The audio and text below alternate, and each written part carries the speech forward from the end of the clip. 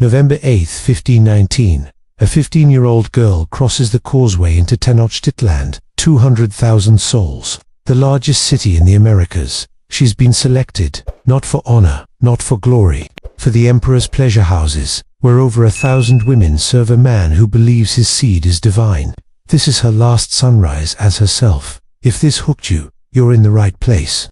Like, share, and drop your location below. We're building a global community that doesn't flinch from real history. Subscribe and hit that bell. The Hollow Throne series is just beginning. In 1519, Tenochtitlan stood as the largest city in the Americas. 200,000 people lived within its boundaries, more than London, more than Seville, rivaling Constantinople itself. Built on an island in the middle of Lake Texcoco, it defied every principle of European urban planning. Causeways stretched across the water like stone veins connecting the heart of an empire to the mainland. Canals threaded through every district, carrying canoes loaded with maize, cacao and tribute from 1,000 conquered towns. The Spanish soldiers who first saw it from the mountain pass couldn't believe what they were witnessing. Bernal Díaz del Castillo, who marched with courts, would later write that some of his companions asked whether they were dreaming.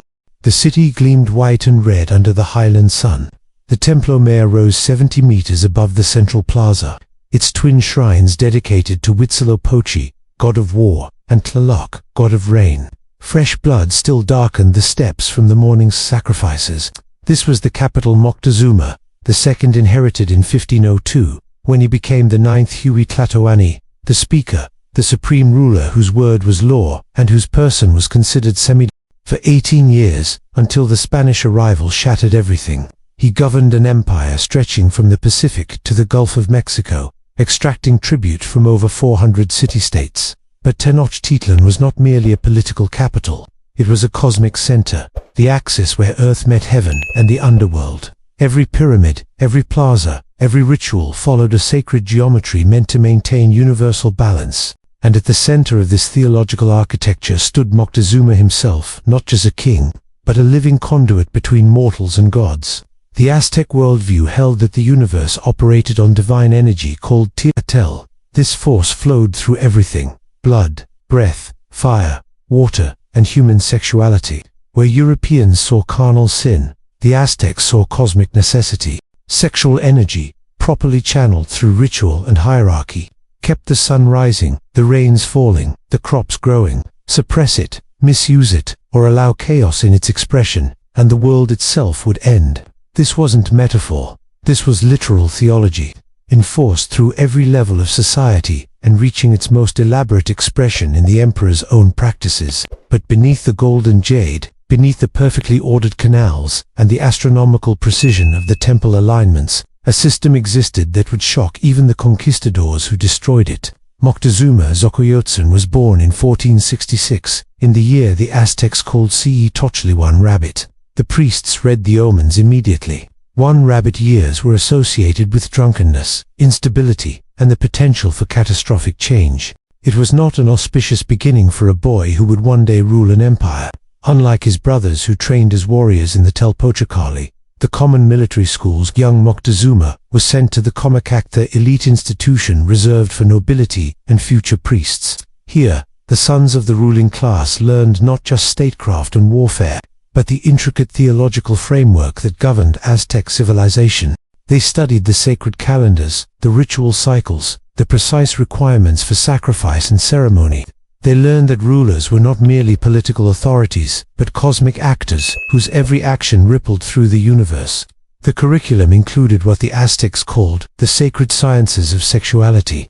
This was not education in pleasure or desire, was instruction in theological duty. Young nobles learned that sexual energy was a manifestation of Teotihuacan, the divine force permeating all existence. They studied which days of the ritual calendar required intercourse, which astronomical alignments demanded the conception of children, and how royal seed literally fed the gods when properly offered. Sexuality wasn't personal, it was cosmological engineering.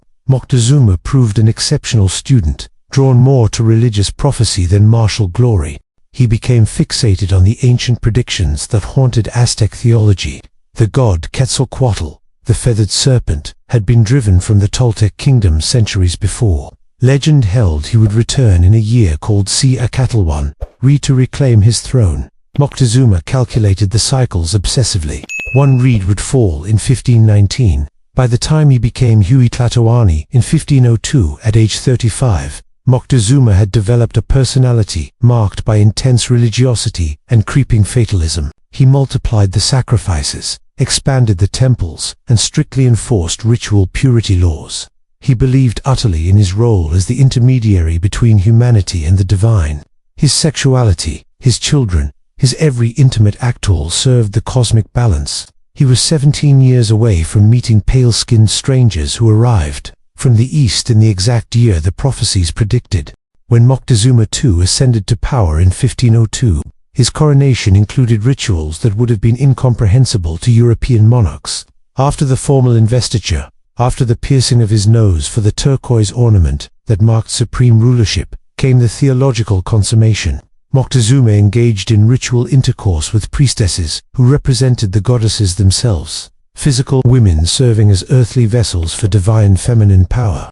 This wasn't symbolic. In Aztec theology, the act literally married the new emperor to the cosmic forces he would now channel. The underlying belief was explicit and documented in the codices compiled by Spanish friars from indigenous accounts. The emperor's seed carried teotl vine essence in concentrated form. His frequent intercourse with many women wasn't indulgence or lust. It was religious obligation, a sacred duty to spread divine energy throughout the empire and maintain the balance between earth and sky. Bernardino de Sahagún, the Franciscan friar who spent decades documenting Aztec culture through indigenous informants, recorded this theology with barely concealed horror. The Aztecs believed the emperor's sexual activity directly influenced fertility of crops, success in war, and the continuation of the cosmic cycles. Abstinence or monogamy would have been seen as dangerous neglect of duty, like a priest refusing to perform necessary sacrifices. This framework also governed political strategy. Marriage alliances weren't merely diplomatic, they were theological bonds. When Moctezuma took wives from conquered or allied city-states, the act physically joined those territories to the divine mandate of Tenochtitlan. The children born from these unions carried mixed, divine and regional bloodlines, creating living links in the imperial chain. Europeans claimed divine right through abstract theological argument, kings ruled by God's will, mediated through church doctrine. The Aztecs made the connection literal and physical. Both systems claimed godly mandate. Both concentrated power through religious justification. The Aztecs were simply more explicit about the biological mechanism they believed transmitted that divine authority. Within its own cosmological logic, Moctezuma's practices weren't aberrations. They were the precise fulfillment of sacred duty. That's what made them so dangerous and so efficient. The Codex Mendoza, compiled in the 1540s from Aztec tribute records, documents what flowed annually into Tenochtitlan from conquered territories: gold, jade, cacao beans by the thousands, jaguar pelts, quetzal feathers, and from certain provinces, quotas of young women. Tlaxcala, the powerful city-state that would later ally with courts, sent 100 virgins each year. Oaxaca sent 80. Smaller towns sent 20. 15 8 numbers, precisely recorded by imperial bureaucrats who tracked this human tribute as meticulously as agricultural goods. The selection process began with imperial inspectors, typically older priestesses trained in the requirements. They arrived in subject towns with specific criteria: girls between 13 and 18 years of age, physically unblemished, conforming to Aztec beauty standards, which emphasized certain facial proportions, skin tone and stature. Most critically, virginity had to be verified through intimate examination. Those who met all requirements were marked with ritual tattoos identifying their origin and purpose, then gathered for transport to the capital. The journey could take weeks, depending on distance. The girls traveled under guard, separated from their families, moving toward a city most had never seen. Some went weeping, others went willingly, as this was where the system reveals its complexity. For families of means in subordinate towns, having a daughter selected for the emperor's houses wasn't purely catastrophic. It offered potential elevation. If the girl bore Moctezuma's child, particularly a son, her family's status rose dramatically. Access to the emperor's bloodline meant access to power, wealth, and divine connection. Upon arrival in Tenochtitlan, The girls entered a 40-day purification and training period. They learned Nahuatl if they didn't already speak it. They were instructed in court etiquette, religious protocols, and what Spanish sources euphemistically called sacred techniques, the specific sexual practices associated with different rituals and purposes. They learned they were no longer individuals with personal futures. They were now vessels serving the cosmic order. The classification system was rigid. Some girls became Siwapil legitimate wives in political marriages that sealed alliances. Others became Ahuyani-trained pleasure women who served religious functions at temples and festivals. Most became Siwatlontli concubines, available for the emperor's use or to be gifted to nobles as rewards. A select few remained Ichpoctan sacred virgins kept pure until specific astronomical ceremonies required their ritual The Spanish friar Diego Duran recorded something that particularly horrified his fellow Europeans. The Aztecs claimed to possess herbs and rituals that could restore physical virginity, allowing the same woman to be ceremonially deflowered multiple times for different gods on different sacred dates. Whether this was actual belief or European misunderstanding remains debated, but it appeared in multiple colonial accounts as evidence of what the conquistadors called diabolic deception. The system was exploitation. It was also the operating logic of an empire that understood power, tribute, and theology as inseparable elements of a single cosmic mechanism. Bernal Díaz del Castillo, the Spanish soldier who witnessed Moctezuma's court firsthand, attempted to count the women in the main palace complex. He stopped at 1,000. There were satellite residences throughout Tenochtitlan he never entered. The hierarchy was absolute. At the top lived the Siwapeli Moctezuma's legitimate wives from royal lineages of allied cities. These women maintained their own palaces, controlled servants, owned property, and wielded political influence. Their sons could inherit the throne. Below them existed the Ahuyani, trained pleasure women who served religious functions at temples and ceremonies. They weren't common prostitutes, but state functionaries educated in poetry, music, and ritual practices. The majority were Siwatlantli concubines from tribute or selection. They lived in communal houses managed by older women who had once held the same position. These former favorites, no longer young enough to attract imperial attention, became administrators of the system that had consumed them. The Ichpoctan, sacred virgins, lived separately under guard. Their virginity was preserved for specific ceremonies. Daily life followed rigid patterns: morning purifications, instruction in music and weaving, afternoon waiting, always waiting for possible imperial summons. Evenings brought hushed conversations and careful navigation of hierarchies where favor shifted overnight. Moctezuma fathered between 150 and 300 children. All were immediately sorted. Beautiful daughters became marriage alliances. Strong sons trained as warriors, but children born under inauspicious dates were designated from infancy for eventual sacrifice. They lived well, educated and honored, but always aware of their predetermined fate.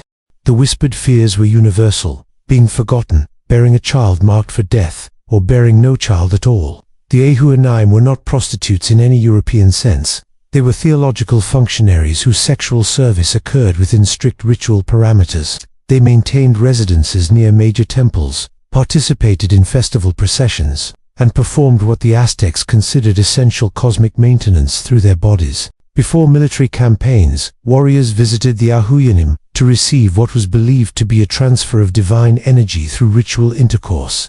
The act wasn't recreational, it was preparation, like a priest blessing weapons before battle. During major festivals, the Ahuyanim danced in temple courtyards, their bodies painted with sacred symbols. Before coupling with selected participants as priests burned copal incense and chanted prayers. Bernal Díaz del Castillo described palace feasts where, after elaborate meals, beautifully dressed women entered and danced before engaging in intercourse with guests in full view of the assembly.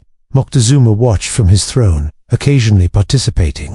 What shocked the Spanish most wasn't the public nature, but the religious solemnity. Priests blessed each coupling. Prayers accompanied the acts. This wasn't debauchery, it was ceremony. The Toxcatl festival embodied the system's full complexity. Each year, the most physically perfect war captive was selected to impersonate the god Tezcatlipoca. For 1 year, he lived as divinity incarnate, worshipped by citizens, given for wives representing goddesses. In his final month, He engaged in public ritual intercourse with these women at designated temples, while Moctezuma and priests observed. On the appointed day, he climbed the temple pyramid, breaking clay flutes on each step, before having his heart removed. The 4 wives, if pregnant, were isolated until birth. Their children were considered semi-divine, raised for future sacrifice. Sahagun's indigenous informants described an even more disturbing practice. Before major sacrifices, Moctezuma would ritually deflower virgins at specific temples. The girls were then immediately sacrificed, their hearts removed while the emperor's seed remained inside, them physical messages carried to the gods through their deaths. Moctezuma fathered between 150 and 300 children. Spanish chroniclers couldn't establish exact numbers, the system was too complex, the records too fragmentary after the conquest. The sorting began at birth. Priests examined each infant for physical marks and calculated their birth date against the sacred calendar. Children born under certain signs were marked immediately for specific gods. Some had their ears pierced with obsidian, designating them for Tlaloc, the rain god. Others were painted with jaguar spots, marked for Tezcatlipoca. These children grew up knowing their fate, treated well, educated in religious schools, honored as future offerings, but always aware of the astronomically determined date of their deaths. Pedro de Alvarado reported what horrified the Spanish most. When daughters born to lesser concubines reached puberty, Moctezuma sometimes took them as wives. The Aztecs called this concentrating divine essence, keeping sacred bloodlines pure through what Europeans condemned as monstrous incest. Children born to the Ahuenim occupied a strange caste, neither royal nor common, considered semi-divine, but without inheritance rights. They often became priests or temple functionaries, living in the theological system that had created them. The human cost was calculated in lives that never belonged to themselves, children raised as offerings, daughters who became their fathers' wives, sons who existed only to continue cycles of sacrifice and power. November 8, 1519, Hernan Cortes entered Tenochtitlan with 400 Spanish soldiers and thousands of indigenous allies. Moctezuma greeted him on the causeway with the highest honor Aztec protocol allowed. He offered his own daughter, Tecuichpo, along with several other noble women, as wives to seal the alliance. Cortes publicly refused, citing Christian marriage laws and the impossibility of taking pagan wives. Privately, within weeks, he and his captains took these same women as mistresses. The theological objection vanished when convenience required it. Spanish soldiers admitted in later accounts to secretly watching Moctezuma's activities during his captivities, disgusted and envious. They condemned the palace system while eagerly taking indigenous women for themselves, sometimes by consent, often by coercion, always without the Christian marriages they claimed to require. Bernal Diaz del Castillo wrote with surprising honesty, "We condemned their sodomy and many wives, while we ourselves took their women without marriage. Every conquistador had native women, some willingly, some by force. We were no more virtuous than those we called heathens." During the 7 months, Moctezuma remained a captive in his own palace. Courts allowed him to continue his rituals and maintain his women. This wasn't mercy, it was strategy. A compliant emperor, who believed he still served the gods, was more useful than a resistant prisoner. The Spanish condemned Aztec sexuality as demonic, while systematically exploiting that same system for their own purposes. The hypocrisy was absolute. June 29, 1520. Moctezuma died under circumstances that remain disputed. Spanish sources claimed his own people stoned him during an uprising. Indigenous accounts suggest Spanish murder. Either way, the man who believed his sexuality maintained cosmic order was gone. His successor, Cuitlahuac, lasted 80 days before succumbing to smallpox. The theological system that had governed intimate life for generations collapsed as the siege tightened. August 13, 1521. After 93 days of brutal siege warfare, Tenochtitlan fell. What followed made Moctezuma's tribute system look restrained by comparison. Courts later admitted in letters to King Charles V that he lost control of his men for 3 days. Spanish soldiers and their Tlaxcalan allies engaged in systematic rape throughout the ruined city. The Tlaxcalans, who had sent virgin tribute to Tenochtitlan for generations, took particular revenge on Aztec women. An anonymous Nahua account recorded, "They took the light-skinned ones, the beautiful ones. They lined up our daughters and chose like picking fruit. Our women kept for gods were used by soldiers in the mud. The scale was genocidal." Modern DNA studies reveal the conquest's sexual reality. Approximately 90% of Mexican mestizos carry indigenous maternal lineage but European paternal lineage. This genetic signature documents one of history's largest systematic rape events. The Spanish didn't eliminate the exploitation, they transformed it. The encomienda system created sexual slavery wearing Christian terminology. Spanish colonizers were granted indigenous laborers, including women and girls, as wards requiring Christian education. In practice, this meant forced concubinage on a massive scale. The priests who had condemned Aztec sexuality as demonic regularly fathered children with native women. The friars who destroyed codices depicting sexual rituals maintained indigenous mistresses in mission compounds. Moctezuma had 1,000 women through a theological system that at least acknowledged what it was. The Spanish took millions while calling it salvation. The pattern repeats across every civilization that has ever concentrated power. Sexual control and political authority have never been acceptable. What changes is only the justification. Moctezuma used theology. The Spanish used Christianity. Modern systems use economics, nationalism, tradition, or simply brute force. The mechanism transforms, but the underlying exploitation persists. The virgin tribute system didn't disappear with Tenochtitlan's fall, it evolved. The encomienda became the hacienda system. That became dead peonage. Today, an estimated 40 million people worldwide exist in some form of sexual slavery, according to the International Labour Organization. Different terminology, different justifications, same fundamental reality: bodies controlled, agency stripped, humanity reduced to transaction. In Latin America, the caste system born from systematic rape during conquest still shapes social dynamics 5 centuries later. Skin color, facial features, surnames all carry the genetic legacy of mass sexual violence that Spanish chronicles euphemistically called race mixing. The mestizo identity that now defines Mexican culture emerged from what any honest accounting must call genocidal rape. The uncomfortable question isn't whether Moctezuma's system was exploitative. It obviously was. The question is whether modern systems are fundamentally different or simply better disguised. Forced marriages still occur in dozens of countries, justified by culture or religion. Sex trafficking operates in every nation on earth, driven by economics and maintained through violence. Child marriage remains legal in many jurisdictions. The language has changed. We don't call it virgin tribute anymore, but the practice of treating young women and girls as commodities continues. Moctezuma believed his practices maintained cosmic order. The Spanish believed destroying them was God's work. Both built empires on the control of women's bodies. Both claimed divine mandate for their actions. Both were absolutely certain of their righteousness. The throne is always hollow. Whether occupied by Aztec god emperors who spread divine essence or Spanish conquistadors who brought Christian civilization, power has consistently expressed itself through sexual control. The theological frameworks change. The nationalist mythologies shift. The economic theories evolve. The exploitation remains. Moctezuma died 504 years ago.